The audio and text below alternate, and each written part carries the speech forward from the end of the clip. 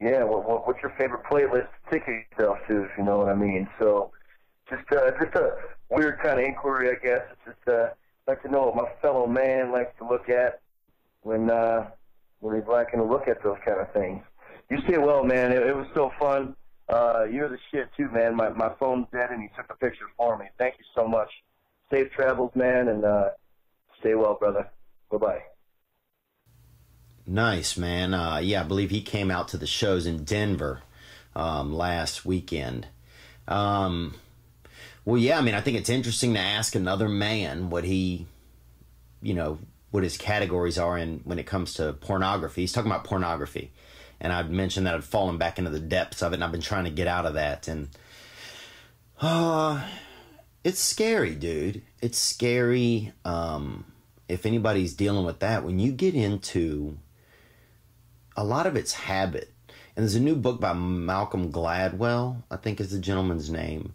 And it talks about habit and about triggers and about how a lot of your life you get it's reactions to things and then falling into habits and what creates those habits and how you have to just adjust a few simple things to create new and better habits.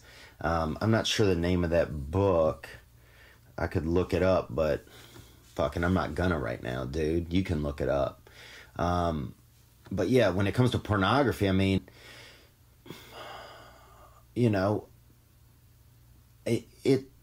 I was nervous to talk to women when I was young. Oh, I was so nervous.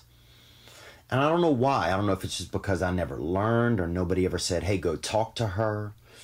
My brother was nervous around women as well. And so I think, I didn't have that. I didn't have him guide me,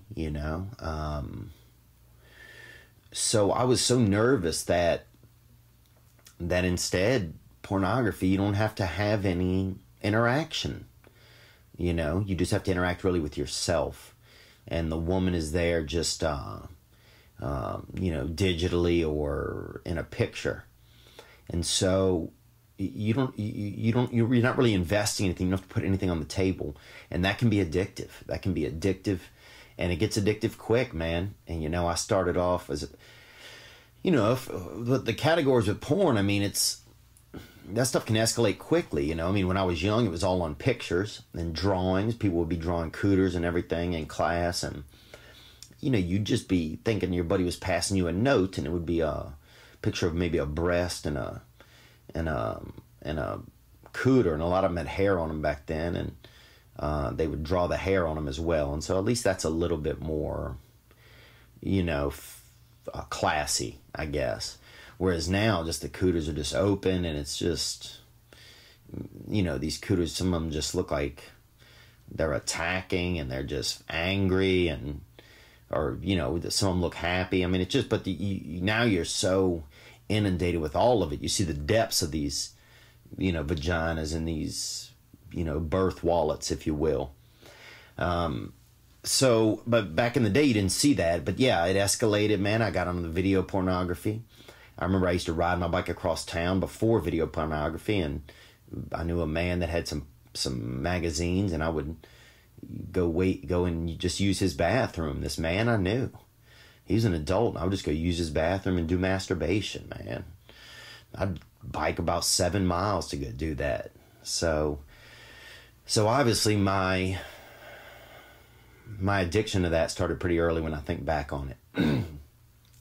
And then the internet, man, I would cancel dates because I would just masturbate. And I wouldn't want to have any interaction. I'd be afraid. And a lot of it probably came from fear of interacting with women. But yeah, it escalated. And then, you're watching the, 18 and 19-year-olds on there, barely legal. And they got the different sites. And then threesomes. And then now it's gangbangs where the lady's looking like she's, just playing like it's almost like whack-a-mole with all these penises and cocks coming at her. And, some of it seems, it's just deviant at a certain point. And then you got the ones where the ladies, they're doing butt sex and butt activities. And some of them, the ladies' butts are hanging open in the end. And, You know, you can just seem like cold air is getting in their butt. And that's always scary. I'd be worried that these women were getting sick, or I'd picture them, you know, the next day wearing a scarf or something because they got all kinds of, you know, chilly air in the inside of their buttholes. So that stuff just escalates, man. And these days we're desensitized too, even just looking through Instagram. It's like you see a couple of sexy pictures, or, you know, I've had to get off of a couple of text chains because I have friends who, they just drop out some puss into the text chain, or drop out some titties, or some Italian titties. I got a friend who loves, you know, big tittied Italian women, and he's sending those. And I had to tell him, dude, I don't want to be surprised. You got to work hard these days to not be desensitized, man. And I got desensitized early, and I stayed in it, and I was doing good. I had 2 months of not watching it, of pornography. And I fell off last week, you know, and I got lonesome. I was out in Denver, and the altitude, you know, I don't know if that affected the way my blood flow might have been better because I was at those altitudes, and I was doing, you know, I was pleasuring myself to the greeds of the internet, and if you're doing that, I don't know if you're asking me if I do it, Joey, or if you do it, but you gotta fight it. I mean, it is a fucking fight. It's a fight, man. And I know there's like websites that you can go to that you can download stuff on your computer to stop you from even being able to access porn sites. You can go to sex addicts meetings, sex and love addiction, and those are everywhere. And those are like safe meetings where you can go and talk about those things. You know, and it's a real issue because I think it's killing a lot of relationships and marriages, because then you show up with ridiculous expectations. You know, it's like it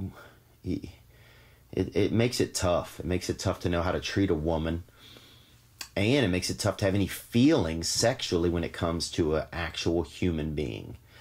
So right now I'm just struggling, but I'm focused. You know, I got a few days under my belt, and hopefully I'll be able to keep more, and maybe even by just talking about it, you know, like this, maybe it opens up the fact that you know, that people, you know, that I'm discussing it, so it's putting it on my brain. So that's that, man. That's what I got there.